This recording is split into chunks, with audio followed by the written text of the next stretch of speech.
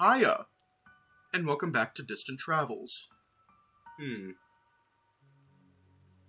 The game that teaches us that being a romantic type is A-okay because others like us exist. Anyways,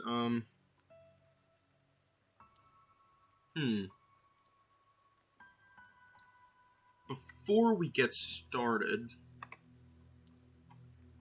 just let me show y'all something.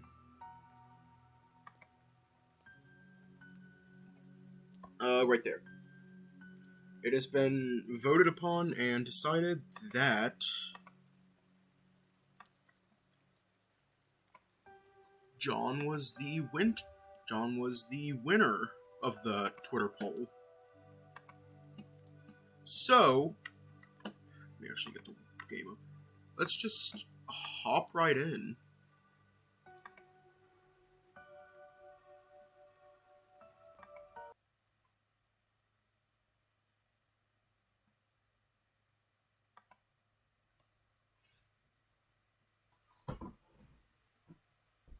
Just as you decide to go see if the John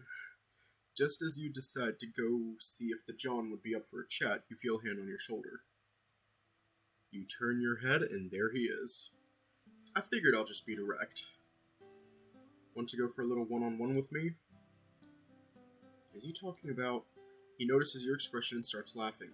It takes a second for him to recover. Sorry. Talking about some good conversation and maybe some rest.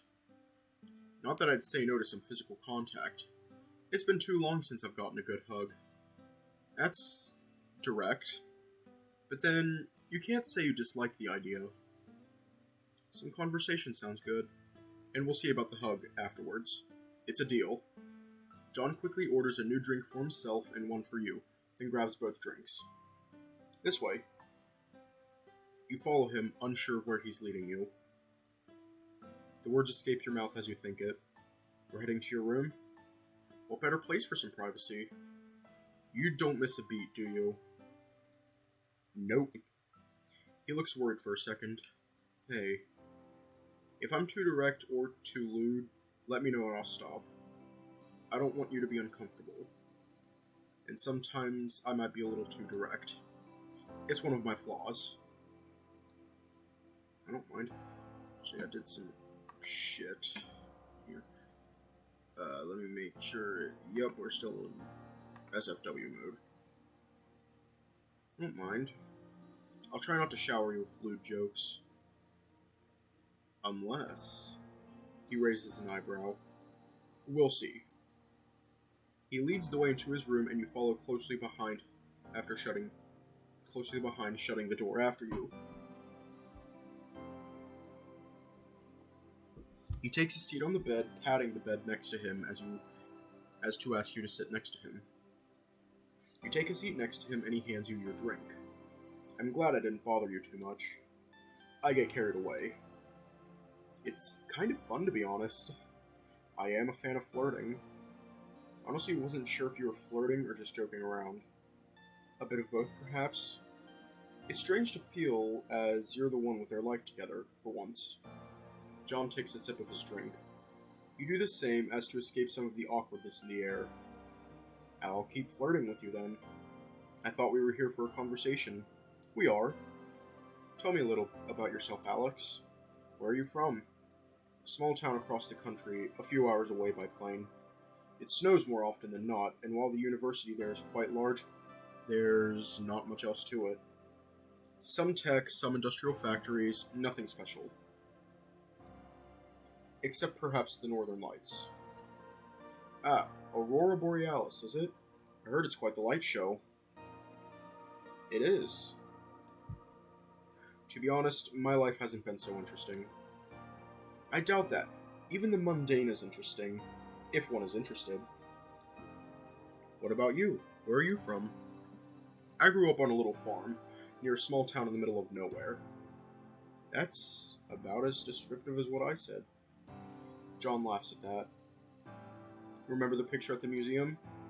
That's pretty much how I remember it. And then I moved to Core to study. I guess it's my new old home now. Core? The capital of Arctos. Unlike Earth, most of Arctos was, or, well, is, under the same government. It'd be something like a world capital here. I'd like to see it one day. It's quite the packed place, although there's a place for anyone to fit in there, if one looks hard enough. There are probably more humans in your larger cities than there are people in Core. But then again, there were less of us to begin with. He chuckles to himself. What? Except maybe the bunnies. Lots of those. Now that's a stereotype. It's true though, gotta love them. What about family? Do you have anyone you'll miss while you're gone? I don't really have anyone anymore. I lost my mother to dementia last year, and the rest of my family and I haven't really been on speaking terms since. You stop yourself. It's still hard to talk about, somehow. You take another sip of your drink. I'm sorry. He puts his arm around you. My parents never really talked to me once I moved to Core. Not that I blame them. They were the last of a dying generation. I don't think I met anyone who cared about their sexuality when I came to Core. There's no homophobia on Arctos. I wouldn't say that there's no homophobia, but it's rare, or was, very least. Most people just didn't care. If you like someone like that, you like them. That's it. That sounds nice. He pulls you closer. That's probably the worst thing about Earth. Aside from all the good stuff, humans really hate each other for the stupidest reasons. Sorry, that was harsh. It's true, we're pretty fucking stupid like that. He chuckles. Aren't we all? I think I'd like Arctos. I think you would. Good thing we're saving it. It's a stupid question, but somehow you feel like John won't judge. What's the right tense? Arctos ended, right? Would I have liked Arctos, or would I like Arctos? Are there still people living there? Kind of. There are still cities standing. But everyone's slowly being evacuated. Both would work. It's all aftermath of the War of Aggression. The War of Aggression? Charles or Mike could explain the history better to you. In short, Arctos expanded too aggressively and ended up in a war. Both within Arctos itself and with another world. He sighs. You would like Arctos. I bet you would even like my ex, if you met him. There's a different level of understanding. There's assholes, of course, but people are closer. You sigh. I bet you wouldn't like my ex. That bad? Perhaps not. Just inconsiderate. How so? I don't think I was ever part of his plan. In the end, I was pretty much just a placeholder. He was never faithful. To be honest, I was a little worried you'd ask about that at the museum. That you just pick up where Max's question left off. I noticed. It felt like something private. Getting to know someone is a process, and I'm enjoying it with you. Speaking of your ex, you deserve better. I might not have known you for long, but nobody deserves that. And you're a good person, so it goes twice for you. You know, all of you, the Commander, Charles, Max, and you give me too much credit. He sets his drink down and motions for you to do the same. He then pulls his shirt off, leans back, and lies down on the bed.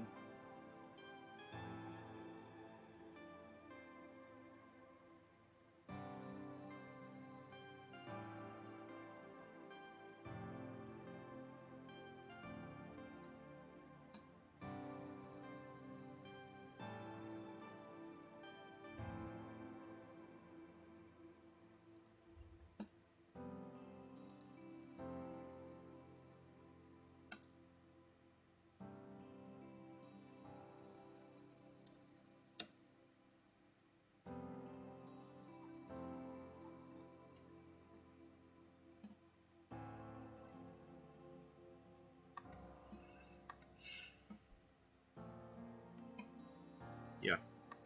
If you're new here, welcome to my special kind of bullshit, where every single time something like this happens, I stop whatever it is I'm doing and just pull up a notepad menu. Come here. You lay down and he puts his arm around you and he puts his arm around you and pulls you so your head is on his chest. He's drunk, isn't he? Yep. You're pretty harsh on yourself. In the time I've known you, and when I've heard my friends talk about you, You've always been good and kind. You're literally letting us use your DNA for immunity research. You've agreed to go to another world and help us save it. That's something. You don't know what to say. Is there anything you can say to that? Thank you. I'll try to keep that in mind. He sighs and slowly strokes your arm with his big hand. Still so harsh on yourself. That's alright. I'll convince you someday. There's time. You're drunk. Yup. He hugs you tightly and kisses the top of your head. Remind me to show you one of my favorite memories of Core when we're on the Firefly. If it's fine for you, I'd like to enjoy this for just a little bit longer before we head back downstairs. You close your eyes for a second and rest. The rest of the night is fun, and you get to know everyone a little better. Core, eh? Despite the a lot of this can just be skipped.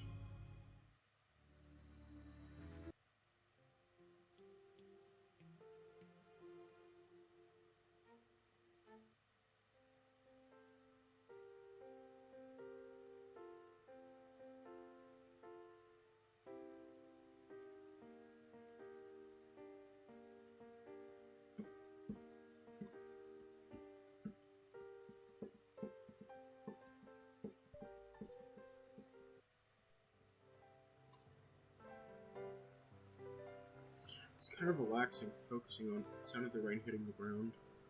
The best kind of white noise. I could definitely go for a nap when I get home. I can imagine it. The rain slowly hitting the window, distracting from any extra thoughts. I bet John would like that. The rain kind of looks like stars if I was traveling through space. I don't know if that's what John's nap spot feels like on the Firefly. Like rain hitting the window, but instead it's stars zooming by. Although there'd be no sound in space. Perhaps the white noise of an engine of some sort instead? Same time in Broadtown. I've missed this. The soft sound of the rain against the window. My own personal calm. I've been spending so much time in space that I almost forgot this feeling. It's like recharging after a long period of work. I wish the naps on the Firefly could be like this. Speaking of, I believe it's time for one. John lies down on the couch, looking distantly out the window. Maybe I'll try and set something up with hologram, even if it's not the real thing. Maybe I'll share it with Alex? I'm sure he'd like that, even if he seemed a little hesitant at first when it came to naps. I wonder if that was too direct of me. But then, he seemed to put up with my bad sense of humor, and even with how direct I can't resist being, I wish it'd distract me less. Thinking of, I remember telling myself that way back on Arctos. Everything shouldn't be about sex or closeness, John. There's business and there's intimacy. They're separate. Why did Alex bring those thoughts up again? And why can't I behave myself around him? I hope I didn't scare him away.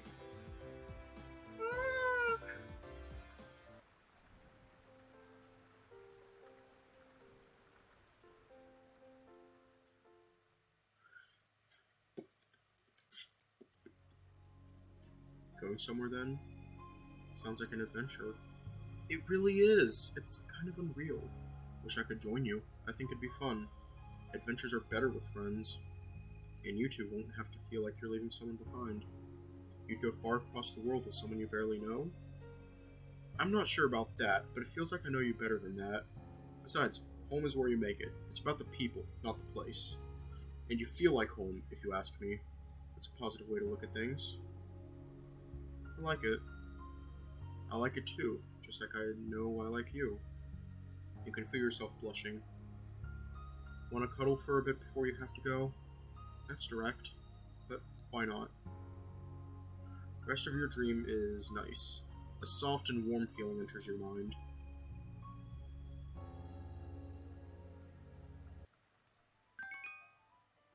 Good morning, Alex. How you doing, handsome? Handsome? I didn't know I gained that title. You know, there's 8 different words for the sun where I'm from. The more you like something, the more nicknames you give it. Smooth. Well then, Mr. Maddox. To what do I owe the pleasure? He laughs a little at that. Sorry, couldn't resist. I called to ask if it'd be alright if I took you out to lunch today, before we head to the Firefly. That sounds a little odd logistically. We'll go right from where you are to the Firefly, through shuttle. It's probably simpler than you imagine it. Lunch with you sounds fun. Should I pick a place? Is there a good pizza place? He looks so embarrassed.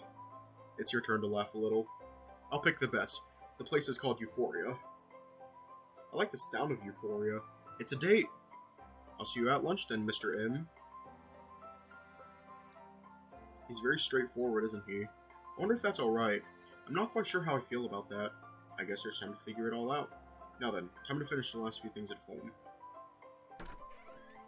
It's Ed! Okay, while we're doing the skipping thing... Yeah.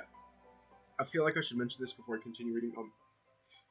When I was doing the Twitter poll thing, I had completely forgotten Nick's name. Like, I was, like, freaking the fuck out. Like, oh god, what was his name? What was his name? I almost called him What's-His-Face. Just like, What's-His-Face? He's the human. But then I read through the chat log. Not the chat logs, the, whatchamacallit?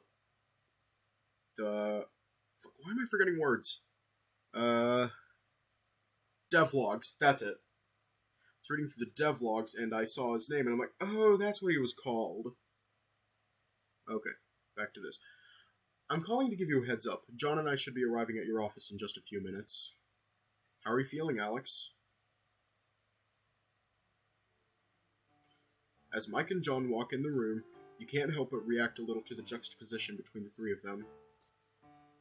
Good day, and you're Julie, I take it? You've talked on the phone a few times. Nice to finally meet you. John puts his hand forward and shakes hands with Julia. Charming. I see why Alex had no trouble winning us over. Is John seriously flirting with Julia?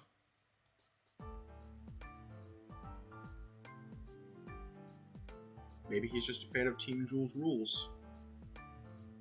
Julia laughs and introduces herself back as a dozen scenarios flash through her mind, although she seems to have taken it in stride. Alright, there's some paperwork that needs filling in if you have a minute before you leave. Julia seems quite relaxed, a little unexpected remembering how high-end everything seemed when you first met your new colleagues. But then again, John seems good at bringing the mood around like that. I was hoping to take Alex out for a date while you dealt with all that. Hold up. That fucking face. Julia looks almost as if in disbelief at that. Mike sighs softly and shakes his head. I'll see you at the office then. The office? Right, you can't really say spaceship. Yes, sir. John leads the way as you grab your bags and say your goodbyes to Julia and Ed. The rest of your colleagues seem to be off to lunch already. I fucking love Julia. Think I gave them a good enough impression? I think you might have weirded my boss out a little, to be honest. Do you think so? I wonder what Mike will say about that when we see him later. Something along the lines of, John, you might have started as a farmer, but now you're a professional and you need to act like it. You need to strive to be outstanding in your field. That was terrible. John sighs theatrically. There's no pleasing you, is there? I guess I'll have to do it the old-fashioned way. Was all that a setup for a dirty joke and flirting all at once? John lets out a belly laugh. Yup. Now, where's the best food around here? I'm starving. Let's see. Pizza, right? Are you on the menu? He quickly corrects himself. Yes, pizza, of course.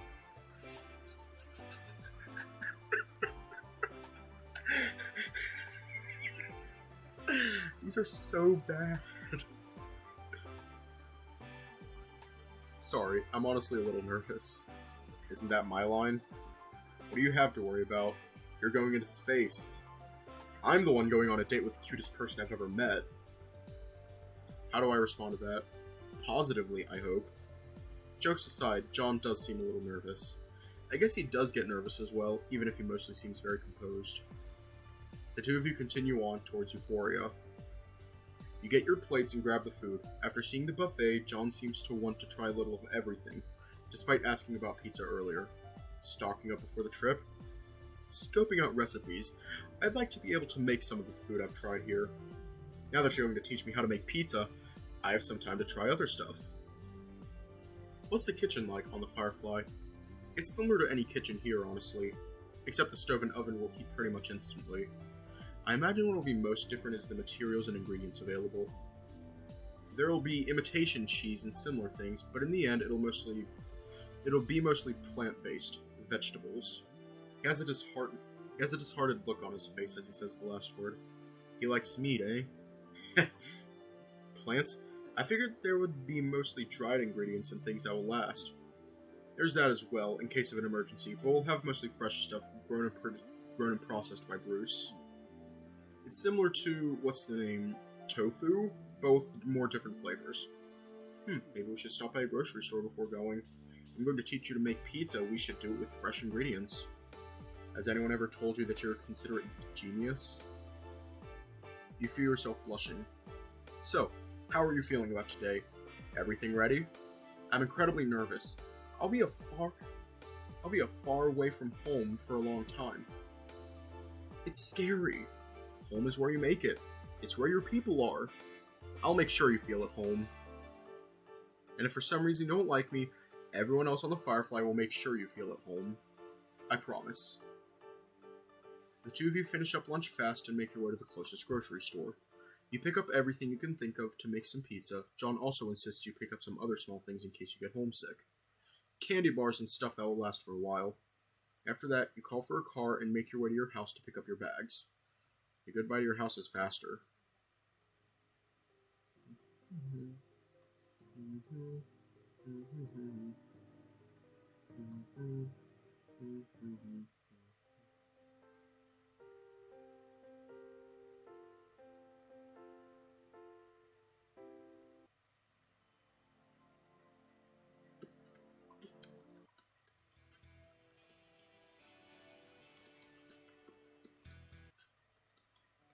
John gently puts his hand on your shoulder.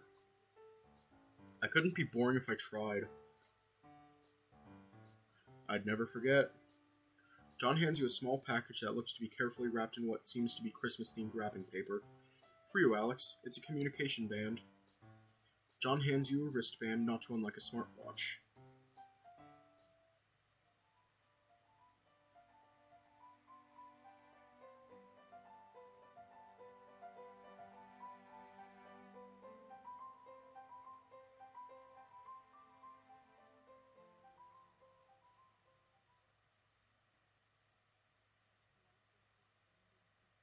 Good night, rest well.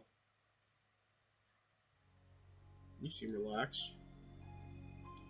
It's like something I've been waiting for a long time finally just happened. Everything's falling into place then? I'm right there with you on that one. There's a moment of silence. And then there's a hug once again. A soft, warm, and comfortable embrace. A soft sigh behind you, but one of comfort. I've had a good day as well. I feel at home once again. It's been a long time since. That's good. I'm still wondering, who are you? You can feel the man hugging you, laughing softly. You can't hear it, but you feel it. I wonder that myself sometimes. He pauses for a second. For some reason, whenever I try to ask you about yourself, or open up, things just break down.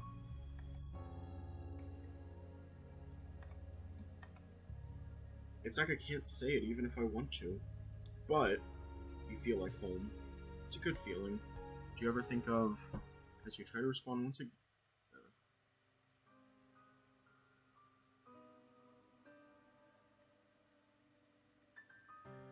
No, you are still a lost soul. Did you really think that you would find what your heart yearns here in the endless void of space, John? John? That's concerning. I wonder if John is alright. For someone who leaves their path and their family behind, you boast a lot. A family relying on you, and a family to be made. Things that will never happen after your selfish actions. They will haunt you. It does not matter how far away from home you flee. Home is still home. Keep running. You'll find yourself far away from yourself, far away from safety. Is that? Yeah. A ding distracts you and you notice... You awake, Sleeping Beauty? His voice betrays a sense of urgency. Awake-ish. You alright? I take it you heard the creepy voice? The angel? Angel? That's not what I would call it. I'm on you side of the court with that one. It's a nickname for it. The scientific name is less interesting. That aside, are you alright? They can be quite stressful. Way to turn the question around. It was weird. I heard things that quite didn't make sense to me. What even was it? A weapon. Supposedly non-existent since about a year back. A weapon? Before that, get dressed and meet me in the hallway. Before he could answer, there's a knock on your door and John cancels the call on the investigator. Hi there, handsome. You already here? John's voice is muffled by the door. Dressed yet? Not that I'd mind if you let me in before you are, anyway. You get dressed quickly and make your way out of the room. Okay, cute. The corridor seems strangely quiet. It'd be a little lonely if it wasn't for John's smiling face. Glad to see you're alright. Want to go for a little walk? A nightly walk, eh? Right now? It's a little weird, but John probably knows more about what he's doing than you do. I do it to clear my mind sometimes, and after what just happened, I thought perhaps you'd like to join me. Sorry, I shouldn't have assumed. Looks like I'm not the only one with some insecurities. It sounds perfect, actually. The relief on his face is almost a carbon copy of how you'd feel if you were in his shoes. It's uncanny. Your navigator rings again. John looks at you and shrugs. Hi, sorry to wake you up, Alex. He doesn't sound too stressed, all things considered. It's alright, I was already up. Alex, did you experience anything strange just now? The angel? The voice, the specter. It has a few names. It's rarely a pleasant experience. How are you feeling? Honestly, a little stressed out. I'm sorry. I should have prepared for something like this. Are you able to come meet me in the observation room? I'll tell you more about what just happened. There's a slight discomfort in his voice. I'm with John. We were going to go for a short walk. I'll be waiting for the two of you here then. Take your time. I'll see you in a bit. Let us get moving then. The two of you start walking together, John leading the way as you're not all that familiar with the layout of the ship yet. You know, you're a big softie. Unlike my rough and stoic exterior. Almost. Somehow, I think it shines through though. John fixates you with a serious gaze. There's a lot of preconceived notions sometimes, expectations that people want you to follow. Sometimes it's not really what one wants to do, or who one wants to be either. And you're saying I'm exactly what you thought I was. If you think I'm that great, who am I to say otherwise? Sorry. I'm just kidding, mostly. You know, I used to be worse than I am. Worse? How? I think you're pretty great, with the flirting and bad jokes. And one day, I decided to tone it down. First, I thought I should be myself, all out, in order to finally meet that one person who'd accept me exactly for who I was. But then, sometimes I might be too much. And I figured I'd be very happy finding someone who likes me mostly for who I am. It doesn't have to be all in, and I don't want to be so loud with everything. I think expressing yourself somehow is important. John lets out a soft chuckle. So is not offending people. People are complicated, can't really do much more than your best. Wise words. What? A middle ground then. You're a versatile man, Alex. There's a short break in the conversation as the two of you keep walking until John breaks the silence. Speaking of expressing yourself, did you ever tinker back home? Tinker? What do you mean? As in drawing, or woodcraft, or making small robots. Making small robots is a bit out of what most people's comfort zone, you know? Probably. I'd like to see what you can make, to be straightforward. I mean that I want you to help me make something, sometime soon. I'm not sure how much I can do, but sure, sounds like it could be fun. You didn't even have to remind yourself that going out of your comfort zone isn't always bad, this time. I'm interested in seeing how you'd express yourself in something we make together. I'm not an artist. You're not? And here I thought you knew how to make pizza. You feel yourself smiling, the pressured feeling from before having completely turned around. There's another short pause as you keep walking together. We're here. The two of you enter the observation deck together. As the elevator comes to a stop and you enter the observation room deck, you spot Mike's and Rex from across the room. Mike waves the two of you over. Did you explain anything to him, John? Only the very basics. I figured I'd leave the dirty work to you this time. I'm sorry, Alex. Safe is a strong word.